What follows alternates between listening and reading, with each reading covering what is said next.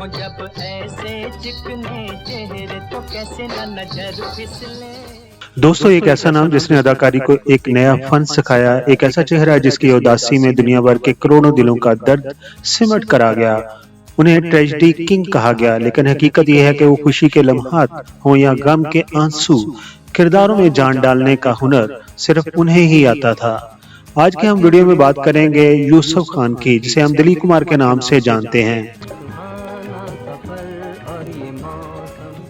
अदाकार सदाकार दिलीप कुमार का असल नाम मोहम्मद यूसुफ खान था। वो 11 दिसंबर 1922 को पेशावर के किस्सा खानी बाजार में पैदा हुए।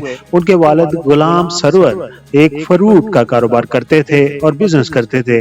1930 की दहाई में उनका खानदान मुंबई मुंतकिल हो गया। एक सादा से पठान लड़के के ख्वाब इतने बड़े होंगे ये उस वक्त किसी को पता नहीं था और किसी ने सोचा भी नहीं था।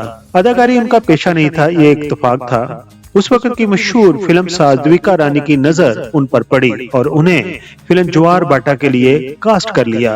यही वो लम्हा था जब यूसुफ खान का नाम बदलकर दिलीप कुमार रख दिया गया।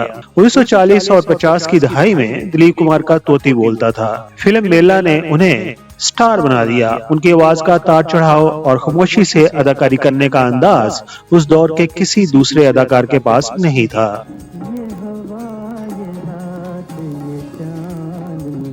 अगर उनके क्रेडिट पर फिल्मों की फहरिस्त बनाई जाए तो वो बहुत तवील है, लेकिन उनकी मकबूल मशहूर फिल्मों में मुगले आजम, देवदास, नया दौर, गंगा जमुना और कर्मा वगैरह शामिल हैं। खासतौर पर मुगले आजम में शहजादा सलीम का किरदार, जो आज भी तारीख का हिस्सा है, फिल्म बिन कभी उसे भुला नहीं सकते।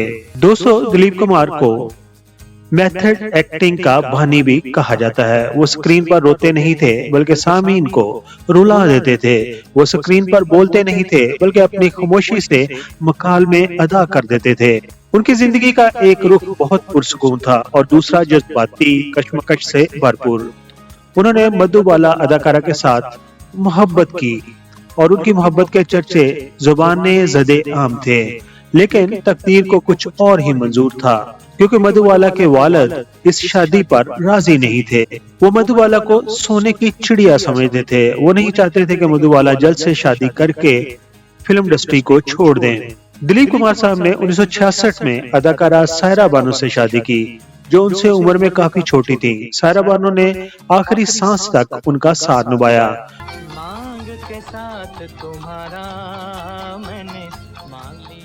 अब बात करते हैं उनके अवार्ड्स की। दिलीप कुमार ने बेशुमार फिल्म फेयर अवार्ड अपने नाम किए। उन्हें हुकूमत हिंद की जानब से पद्मा भूषण अवार्ड से भी नवाजा गया और सबसे बड़ी बात यह है कि उन्हें पाकिस्तान के आला तरीन शहरी एजाज निशाने इम्तियाज से भी नवाजा गया। 200 ट्रेजेडी किंग कहलाने वाले दिलीप कुमार अपनी जिंदगी के आखिरी सालों में गोशानशी हो गए। 7 जुलाई 2021 को ये अजीम फनकार इस दुनिया से रुखसत हो गया। आज वो हमारे दरमियान नहीं, लेकिन उनकी फिल्में और उनका काम हमेशा जिंदा रहेगा।